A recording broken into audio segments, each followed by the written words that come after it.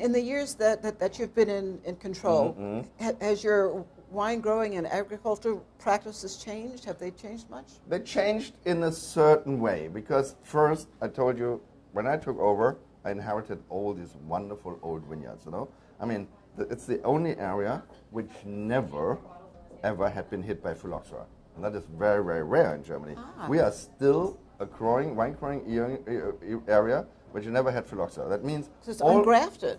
It's all ungrafted, all on their own roots.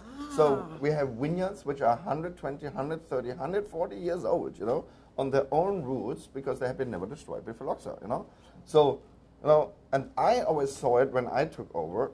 That's a huge asset, But in our country, the people say, oh, after 25 years, they don't give enough yield anymore, and then you have to plant new. Every 25 years, they rip it out and plant it new again for higher yields. I thought as a big asset, and everybody, when I took over, said, oh, you have to plant now everything new, your dad and your grandfather never planted anything, so you have to plant everything new, you will never succeed with that because it's so expensive.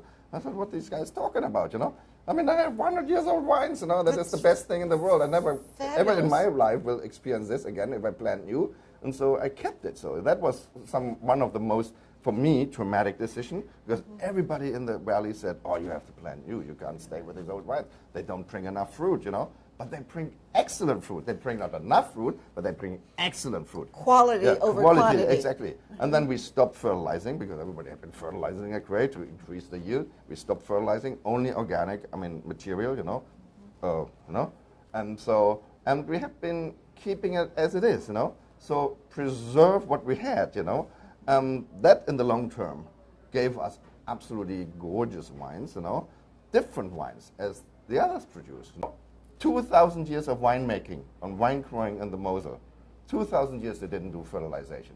Why we think that we have to do fertilization? If they did it for 2,000 years, there's no fertilization. And all these things, we have to go back more to this old thinking, to this, let it go. Let the nature do it itself a little bit more, My brother is this German engineer, calculating everything 3 digits behind the comma, and I doing all these experimental things. And my brother says, do you know that we produce wine to sell it and not to lay it away?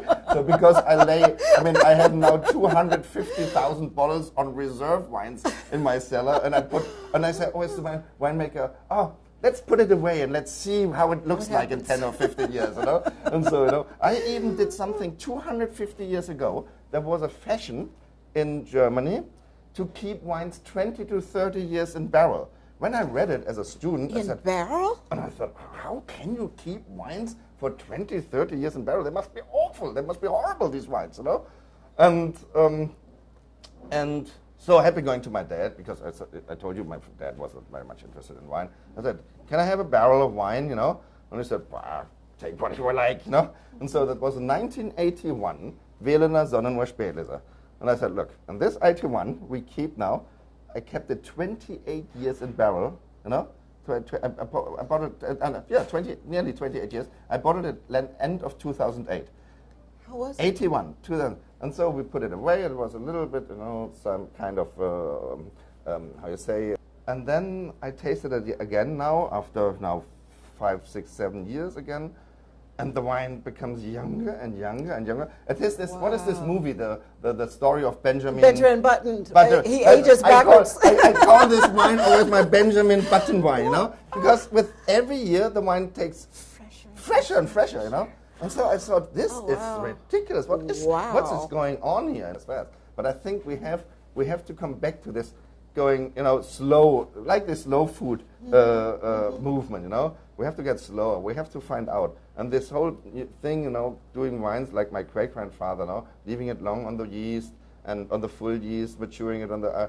so we have to find out in the next 15 years. My brother again, oh, God, this is a 15 years experiment, I said, yeah, because you can't find out in 1 or 2 years, We need to, that's possibly my last project. The same with my sparkling wine. I keep my sparkling wines 25 years on the yeast before I degorge it, to find out. And they're wonderful, Wow. And all these I have all these kind of ideas, but not vin naturel or vin jaune or vin orange, This is the Dimes before, when the Romans made wine, you know. And I find it a little bit strange, you know, because the people want to tell me with the wine naturel or wine orange, you know, this kind of oxidized wine, oh, this is the real thing as they did it in the old days, you know. But you know, even the Romans hated these wines, you know, because they cooked it with honey and herbs and all these things to disguise it, to get this horrible taste away, you know. So and then the people nowadays, these songs want to tell me now, oh, this is the real McCoy, you know. Sorry, ask the Romans how they hated these wines, you know. And so from that, I'm more interested in the historical winemaking. I mean, the last 100, 200 years, you know, from the days when these wines received high reputation. So what made them so high reputation? So there must be something right what my great-grandfather did.